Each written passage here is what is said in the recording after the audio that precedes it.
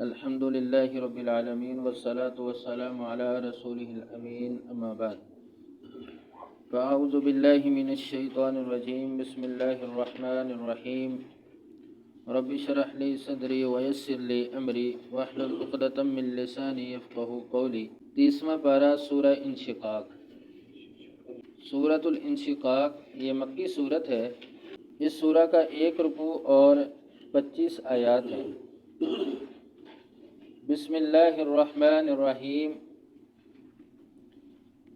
اذا السماء، جب آسمان، انشقت، پھٹ جائے گا۔ اذا السماء انشقت، جب آسمان پھٹ جائے گا۔ وَأَذِنَتْ، اور کان لگائے گا۔ لِرَبِّهَا، اپنے رب کے حکم کے لیے۔ وَحُقَّتْ، اور یہی اس کا حق ہے۔ وَأَذِنَتْ لِرَبِّهَا وَحُقَّتْ، اور اپنے رب کے حکم پر کان لگائے گا اور یہی اس کا حق ہے۔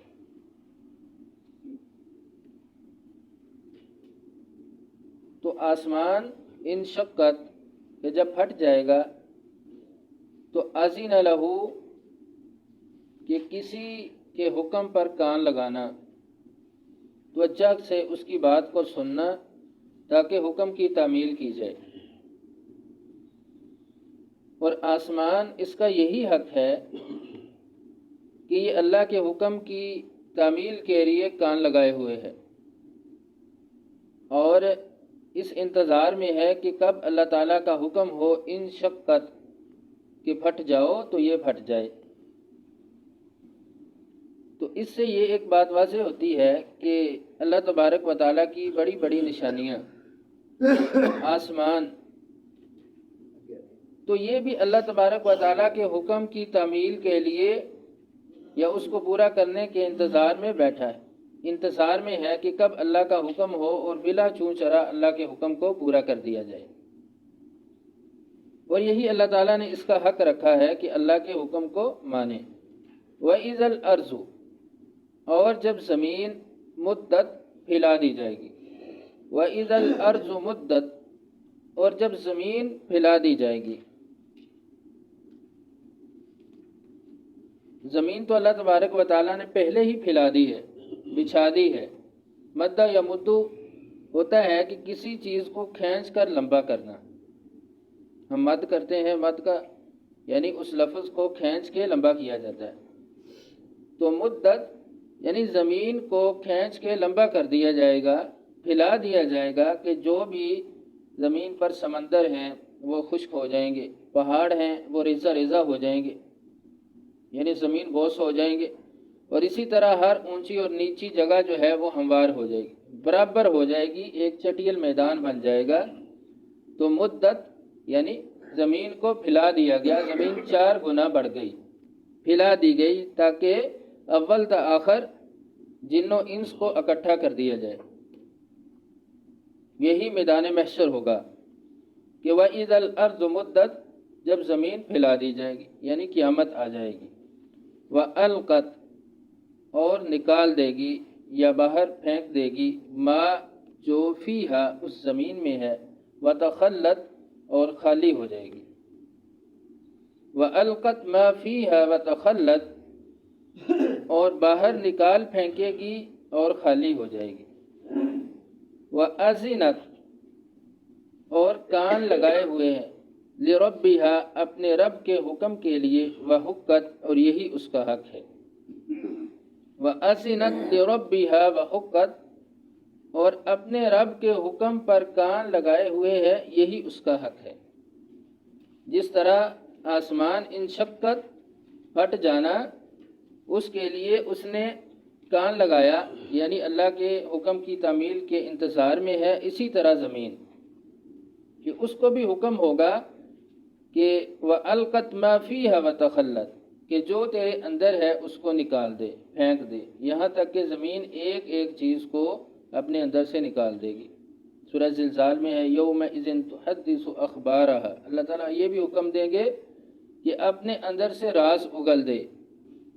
یہ انسان تیرے اوپر پوری زندگی بسر کر کے آیا ہے، تو اس کے راز تجھے پتہ ہے، اس کو اگل دے، وہ بھی بیان کر دے، واضح کر دے. یعنی صرف مٹی رہ جائے گی، ہر چیز باہر نکل جائے گی. اور یہی آسمان کی طرح زمین کا بھی حق ہے کہ اللہ کا حکم ہو تو اس کو پورا کرے گی اور قیامت قائم ہو جائے گی. یا ایھا الانسان، اے انسان، انکا، بے شک تو، کادح، تکلیف اٹھانے والا ہے یا مشقت اٹھانے والا ہے، الی ربک، اپنے رب کی طرف، کدحن، سخت مشقت اٹھانا، فملاقی، بس اس سے ملنے والا ہے، اس اللہ سے. یا ایھا الانسان انک کادح الی ربک کدحا فملاقی، اے انسان، مشقت کرتے کرتے تو اپنے رب سے ملنے والا ہے. اور انسان کی دنیا کے اندر ہے ہی مشقت. ایک خواہش پوری ہوتی ہے یا ایک خواہش پیدا ہوتی ہے، اس کو پورا کرنے کے لیے لگ جاتا ہے پوری توجہ کے ساتھ، پوری محنت کے ساتھ، پھر دوسری، پھر تیسری، یعنی ایک کے بعد ایک پورا کرتا رہتا ہے، یہاں تک کہ کرتے کرتے کرتے کرتے اس کی زندگی ختم ہو جاتی ہے، موت آ جاتی ہے. تو یہی اس کی زندگی ہے، یہی زندگی کی مشقت ہے. قدحن یعنی سخت مشقت کے ساتھ ہی وہ اپنی زندگی کو پورا کر دیتا ہے. تو اب اس کی مشقت کس کے لیے تھی؟ اس کی ترجیحات کیا تھیں؟ دنیا کے لیے تھی فقط یا دین کے لیے تھی، اللہ کے لیے تھی؟ تو اپنی اسی مشقت کے ساتھ وہ اللہ تعالیٰ کو ملنے والا ہے. فَأَمَّا، پس من، جو شخص، اوتیا، دیا گیا، کتابہ، اپنی کتاب، اپنا اعمال نامہ، بیمینی، دائیں ہاتھ. فَأَمَّا مَنْ أُوتِيَ كِتَابَهُ بِيَمِينِهِ، بس جو شخص اپنا اعمال نامہ دائیں ہاتھ میں دیا گیا، فَسَوْفَ، پس ان قریب، يُحَاسَبُ، حساب لیا جائے گا، حسابًا یسیرا، آسان حساب. فَسَوْفَ يُحَاسَبُ حسابًا یسیرا، بس ان قریب اس کا آسان حساب لیا جائے گا. یعنی جس کا اعمال نامہ دائیں ہاتھ میں ہے، نیکیوں کا پلہ بھاری ہو گیا، اس کا حساب اللہ تعالیٰ آسان کر دیں گے. یعنی اگر اس کے گناہ ہوں گے تو اس پر اللہ تعالیٰ درگزر کریں گے، سوال نہیں ہوگا اس بندے کا کہ جس کی نیکیاں زیادہ ہوں گی. آپ صلی اللہ علیہ وسلم نے فرمایا، سیدہ عائشہ نے جب یہ سوال کیا کہ جن کی نیکیاں زیادہ ہوں گی ان کے گناہوں کے بارے میں، تو آپ نے فرمایا، آپ صلی اللہ علیہ وسلم نے، کہ اس کو درگزر کر دیا جائے گا. یعنی حساب یہ ہے کہ اس کو بتایا جائے گا اور گناہوں کو معاف کر دیا جائے گا. فرمایا کہ اگر اس کے گناہوں کا حساب شروع ہو جائے یا کسی شخص کا شروع ہو گیا، وہ تو تباہ ہو جائے گا، یعنی اس کا جواب نہیں دے پائے گا کہ جو اس نے گناہ کیے تھے. وَيَنْقَلِبُ، پھر وہ لوٹے گا. کون؟ دائیں ہاتھ والا، جس کا اعمال نامہ دائیں ہاتھ میں ہوگا. اِلیٰ اہلہ، اپنے اہل کی طرف، مسرورا، خوش خوش. وَيَنْقَلِبُ إِلَىٰ أَهْلِهِ مَسْرُورًا، اور وہ اپنے اہل کی طرف خوش خوش لوٹے گا. اہل سے مراد اس کے گھر والے بھی ہیں، اگر وہ ان میں شامل ہوں گے کہ جن کا اعمال نامہ دائیں ہاتھ میں دیا گیا تو ان کی طرف بھی لوٹے گا. اور اس سے مراد وہ لوگ ہیں کہ جن کا اعمال نامہ دائیں ہاتھ میں دیا گیا، یعنی دائیں ہاتھ والے لوگ، وہ انہی کی طرف لوٹ جائے گا اور خوشی کے ساتھ جائے گا کہ میں بھی کامیاب ہو گیا تمہاری طرح. تو اللہ تعالیٰ ہمیں بھی کامیاب فرمائے.